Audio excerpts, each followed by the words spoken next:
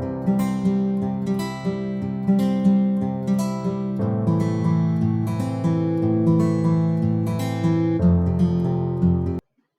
Friends, welcome back to the legal researcher. Friends, पिछले video में हमने जनरल डिफेंस के ऊपर चर्चा शुरू किया था। हमने सबसे पहला जनरल डिफेंस वॉलेंटाइन अनफिट इंजुरिया के बारे में जाना था। हमने जाना था कि कैसे जब हम खुद ही अपने आप को हार्म करवाते हैं या ये जानते हुए कि पार्टिकुलर एक्ट से हमें हार्म इन्फ्लिक्ट हो सकती है, उसके लिए अपनी सहमति देते हैं या इम्प्लाइडली उसे जाहिर करते हैं, तो हम दूसरे पार्टी यानी डिफेंडेंट से डैमेजेज क्लेम नहीं कर सकते हैं। क्यों? क्योंकि डिफेंडेंट के पास हमारे अगेंस्ट वॉलेंटाइन अनफिट इंजुरिया का डिफेंस होता है। डिफेंडेंट ये प्ली कर सकता है कि प्लेंटिफ ने पार्टिकुलर एक्ट के लिए अपनी सहमति दी थी या हार्म सफर के लिए वॉलेंटरी एग्री हुआ था। इसके संबंध में हमने ढेर सारे केसेस देखे थे। आप लोग वीडियो देखने के तुरंत बाद बुक को जरूर रेफर कीजिए, अदरवाइज फिर इस वीडियो का पर्पज सर्व नहीं हो पाएगा। तो आइए फ्रेंड्स, आज आगे का डिस्कशन शुरू करते हैं। फ्रेंड्स, आज हम एक एक्सेप्शनल केस देखने जा रहे हैं।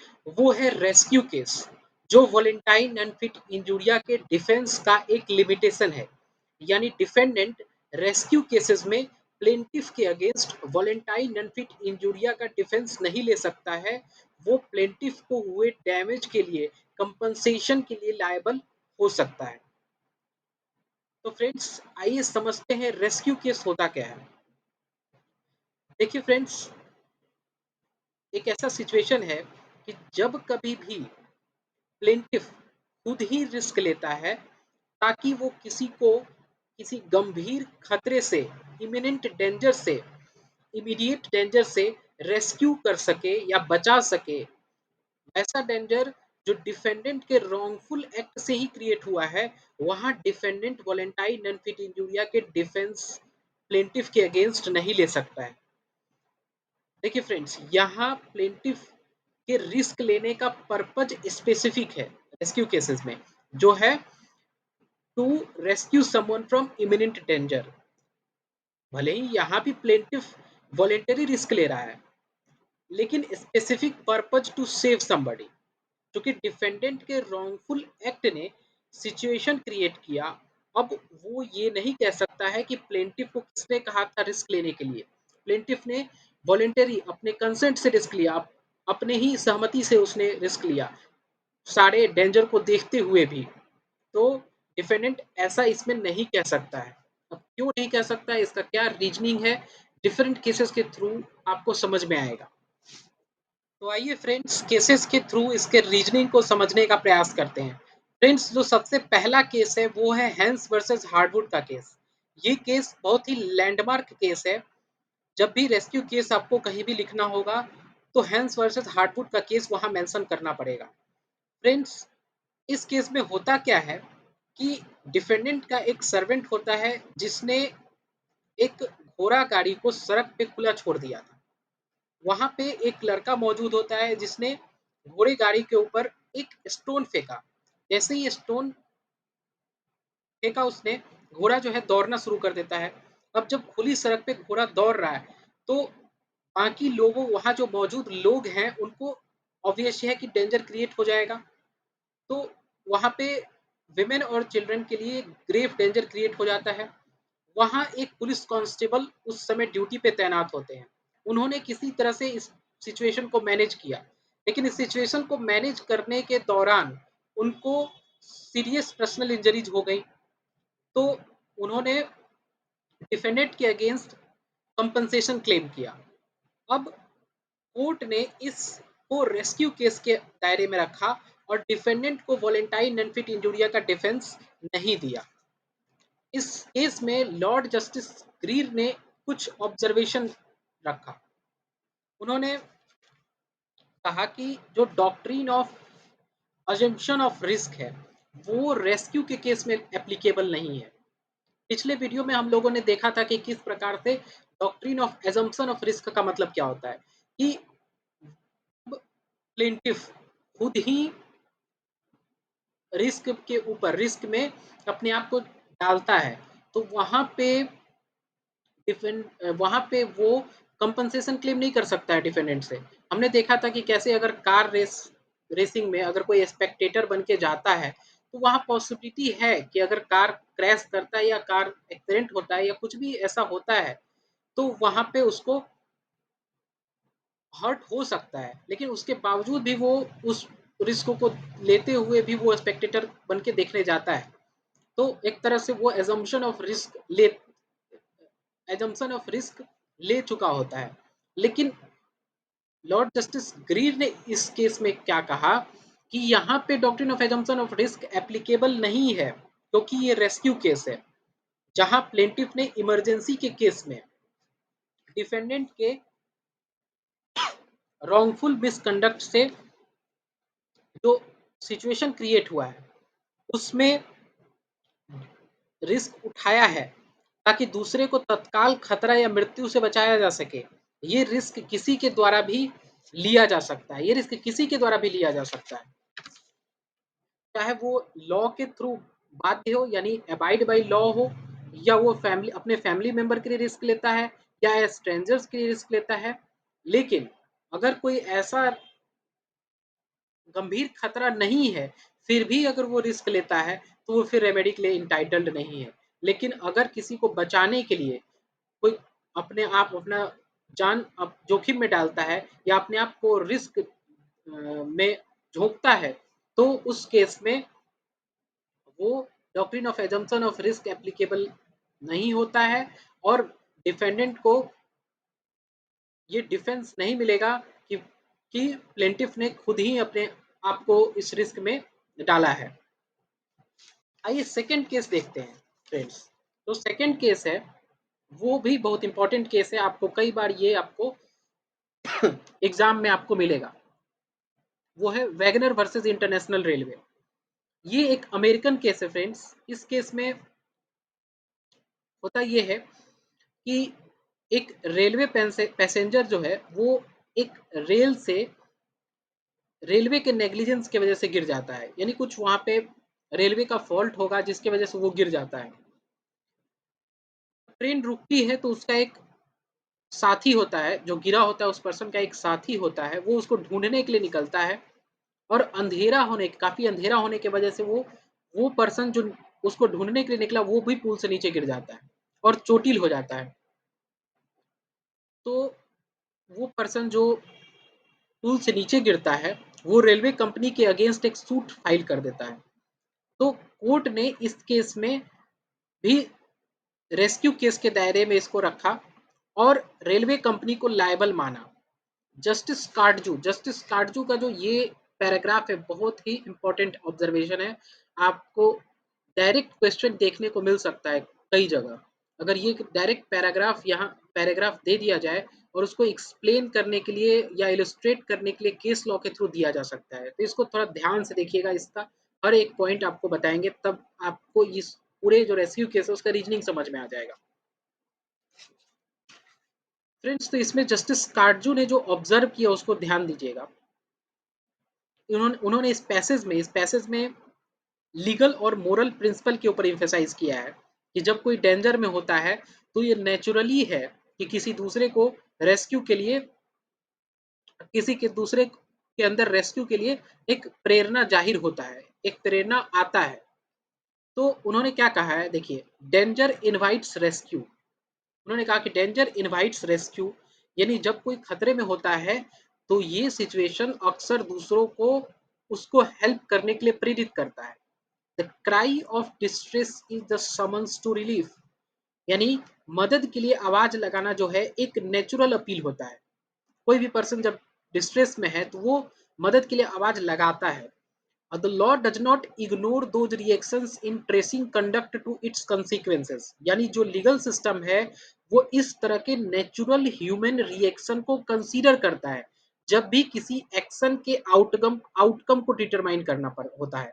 तो उस जो ह्यूमन रिएक्शन है, नेचुरल ह्यूमन रिएक्शन, उसको लॉ जो है वो भी कंसीडर करता है।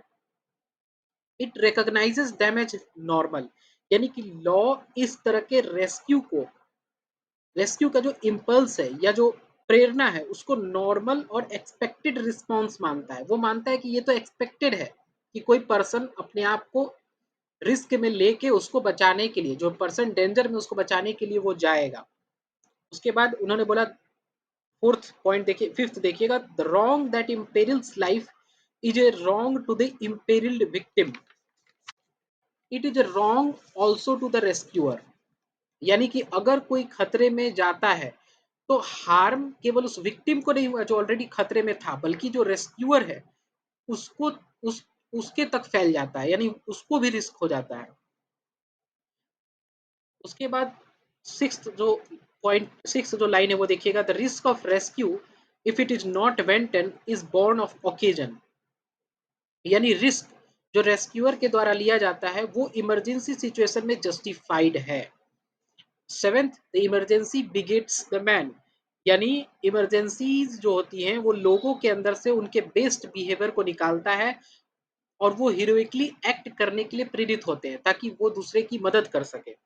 इस पूरे पैसेज का निचोड़ क्या निकला फ्रेंड्स? इस पूरे पैसेज का निचोड़ ये निकला कि लॉ एक्नॉलेज करता है और प्रोटेक्ट करता है जो रेस्क्यू के लिए खतरा लेता है, क्योंकि ये एक फंडामेंटल ह्यूमन रिएक्शन है, ये एक नेचुरल ह्यूमन रिएक्शन है। तो लॉ ऐसे चीज को एक्सेप्ट करता है और प्रोटेक्ट करता है। इस पैसेज का जो क्रक्स है उसको हमेशा याद रखिएगा, हमेशा ध्यान में रखिएगा, आपको कई जगह यूज होगा। इस पूरे रेस्क्यू केस को समझाने के लिए ये जस्टिस कार्जू का जो ऑब्जर्वेशन है उसको आप लिख सकते हैं। तो थर्ड केस है फ्रेंड्स, आगे और भी आपको केसेस के थ्रू और भी पॉइंट्स मिलेगा। जो थर्ड केस है वो है Baker versus TE Hopkins and sun.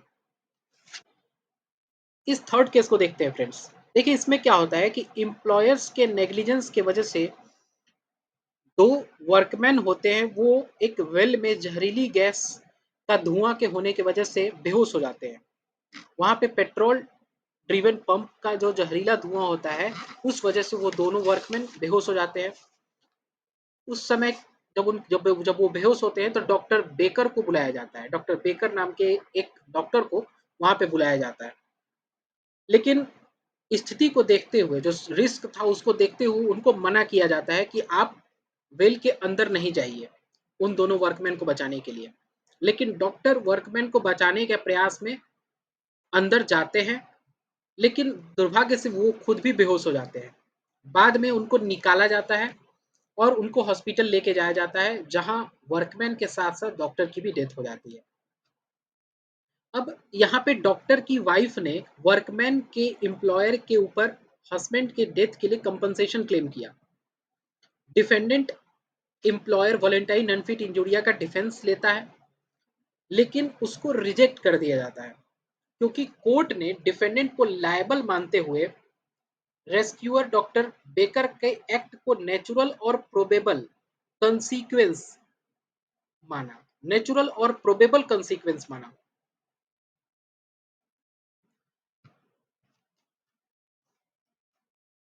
Defendant के रॉन्गफुल एक्ट से डिफेंडेंट ये अनुमान लगा सकता था कि ऐसे डेंजर की सिचुएशन में कोई भी हेल्प करने के लिए आगे आ सकता है। तो इसलिए इस केस में डिफेंडेंट एम्प्लॉयर को लायबल माना गया और कंपनसेशन को कंपनसेशन के लिए डिफेंडेंट के वाइफ प्लेंटिफ के वाइफ को इंटाइटल्ड माना गया। फ्रेंड्स, हेंस वर्सेस हार्डवुड के जजमेंट को फॉलो करते हुए जस्टिस विलेमर ने ऑब्जर्व किया कि जब भी रेस्क्यूअर का एक्ट डिफेंडेंट के रॉन्ग का नेचुरल और प्रोबेबल कंसीक्वेंस है, मतलब डिफेंडेंट के द्वारा जो रॉन्ग किया गया उसके बाद ये नेचुरल है या और प्रोबेबल है कि रेस्क्यू के लिए कोई आगे आएगा, तब वॉलेंटाइन अनफिट इंजूरिया का एप्लीकेशन का कोई स्कोप नहीं बचता है। देखिए ये अपने आप में अजीब होगा, उन्होंने पाया कि ये अपने आप में अजीब होगा कि अगर लॉ जो है वैसे लोगों को पेनलाइज कर दे जो करेज दिखाते हुए रेस्क्यू के लिए आगे आते हैं। अगर लॉ उन्हीं को पेनलाइज कर देगा तब तो लॉ का जो पर्पज है वो सर्व ही नहीं हो पाएगा। देखिए फ्रेंड्स, जो नेक्स्ट इंपॉर्टेंट पॉइंट इस पैराग्राफ में दिया गया है वो ये है कि रेस्क्यू के केसेस में डिफेंडेंट 2 पर्सन के लिए लायबल है। एक पर्सन जिसके ऊपर डेंजर क्रिएट हुआ है डिफेंडेंट के नेग्लिजेंस की वजह से, और दूसरा पर्सन जो उस पर्सन को बचाने के लिए, जिसके ऊपर डेंजर हुआ है, उसको बचाने के लिए जो आगे आता है।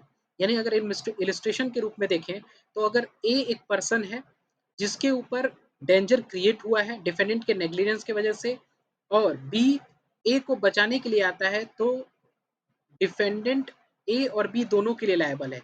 ए और बी दोनों ही डिफेंडेंट के लिए इंडिपेंडेंटली एक्शन ला सकते हैं और डैमेजेज क्लेम कर सकते हैं।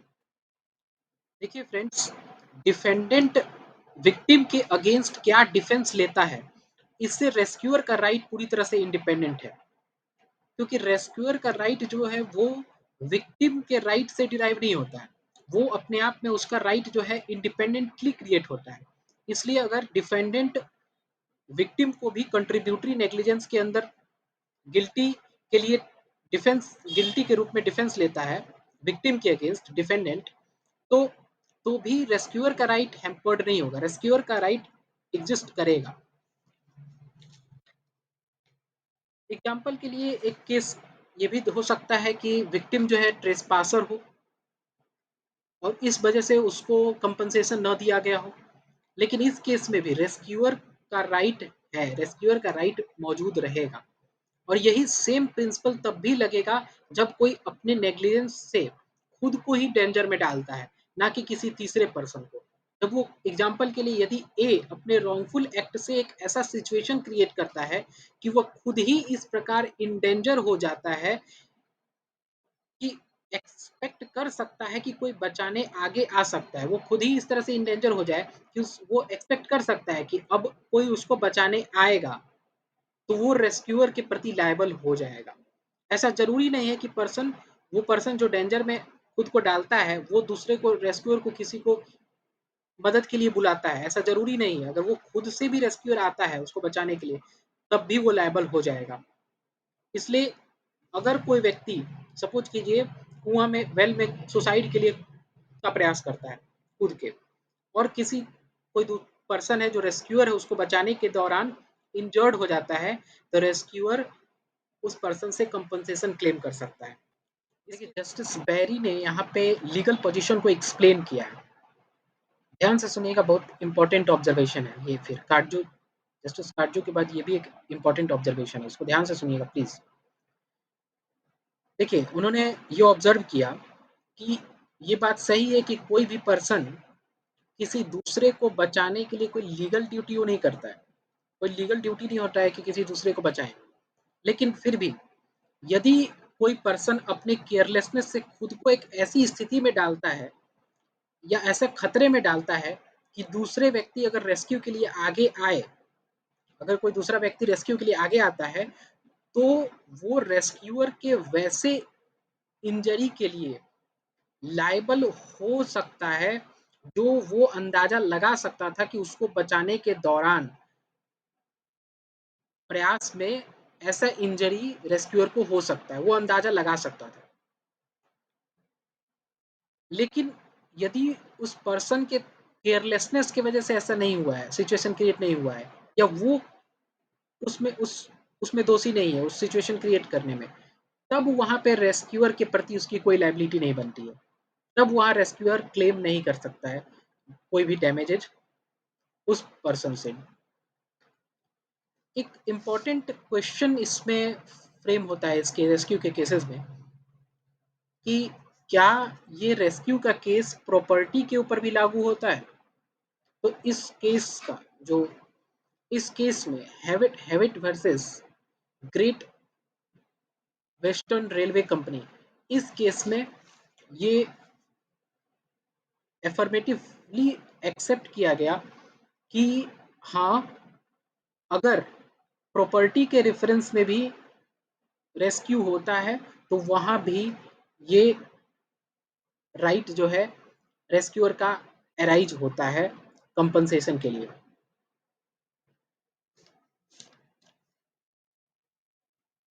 इस केस में होता क्या है, ये जो केस अभी हमने बोला, अभी हमने जो बोला case, hat versus great western company limited, company railway company, इस केस में प्लेंटिफ इंजर्ड हो जाता है डिफेंडेंट के रेलवे कार को प्रिवेंट करने के दौरान, आग से बचाने के दौरान।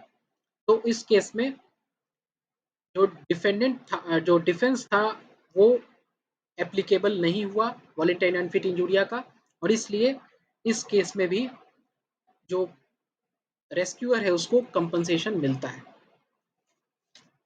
एक और क्वेश्चन जो अराइज होता है रेस्क्यू के केस में वो ये कि यहाँ पे देखिएगा, ये भी इम्पोर्टेंट है। यहाँ पे एक लीगल मैगजीन यूज हुआ है, नोवस एक्टस इंटरवेनियंस, ठीक है। तो इसमें ये जो क्वेश्चन है, क्वेश्चन अराइज होता है कि is the act of intervention by the rescuer novus actus interveniens which breaks the chain of causation so that initial negligence of defendant be considered to be a remote cause of rescuer's injury। इसको समझते हैं क्या question है यहाँ पे। देखिए सबसे पहले तो नोवस एक्टस इंटरवेनेंस का मतलब क्या है। देखिए ये लैटिन मैगजीन है जिसका मतलब होता है न्यू इंटरवेनिंग एक्ट, नोवस एक्टस इंटरवेनियंस, ठीक है, इंटरवेनियंस।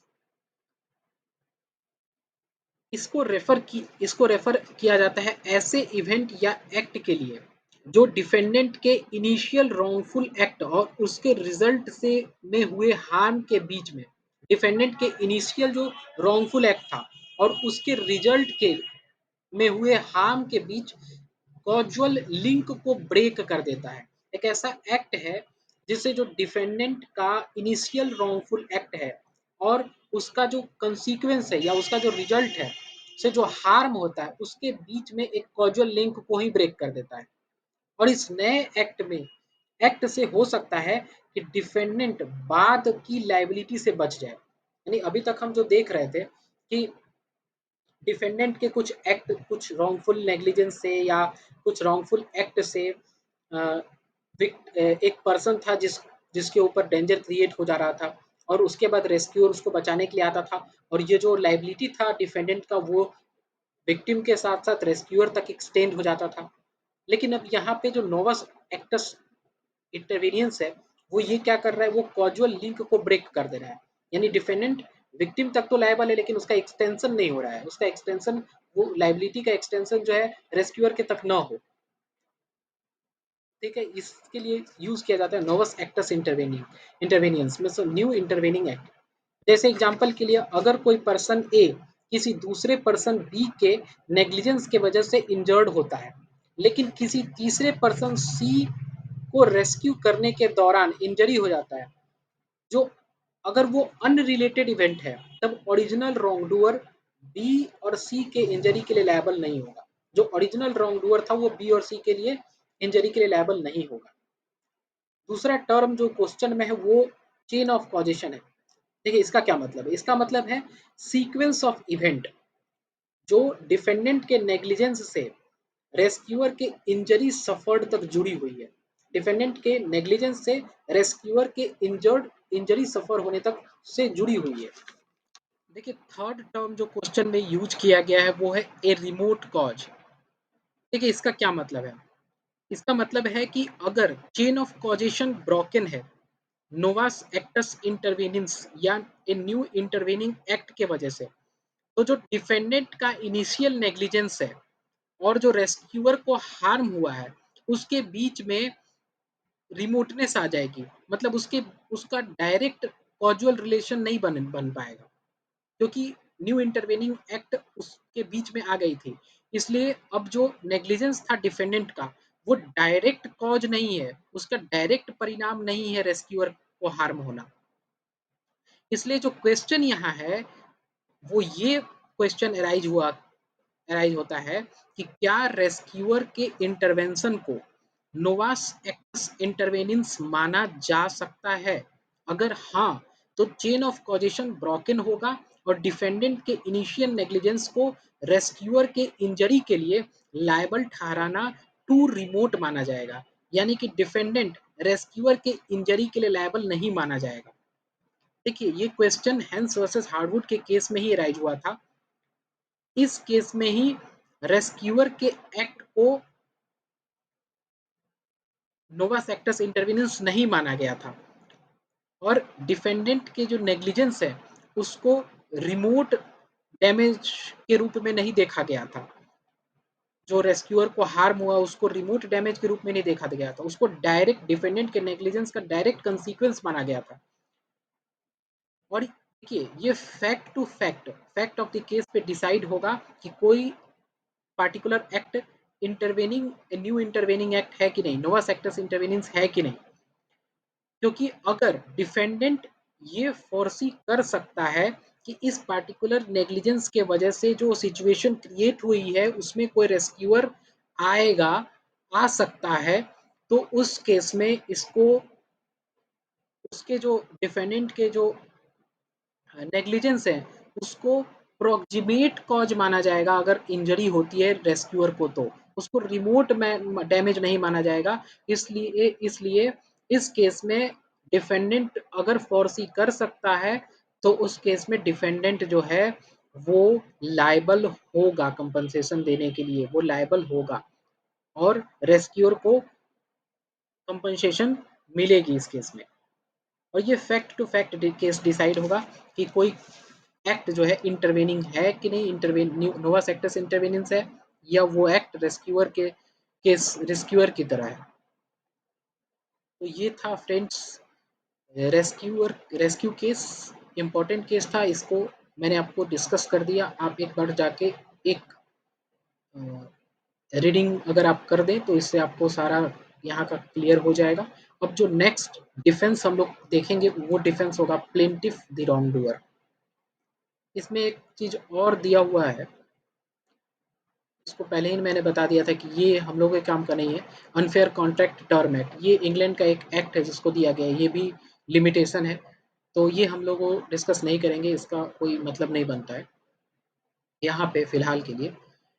और एक छोटा सा डिफरेंस यहाँ और दिया गया है वॉलेंटाइन अनफिट इंजुरिया और कंट्रीब्यूटरी नेग्लिजेंस का, तो इस डिफरेंस को मैं एक छोटे से वीडियो में बना दूंगा ताकि आपको ढूंढने में आसानी हो।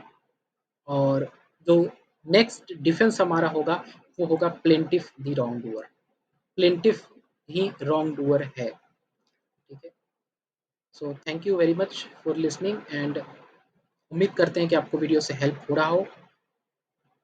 मिलते हैं फिर नेक्स्ट वीडियो में। Thank you very much.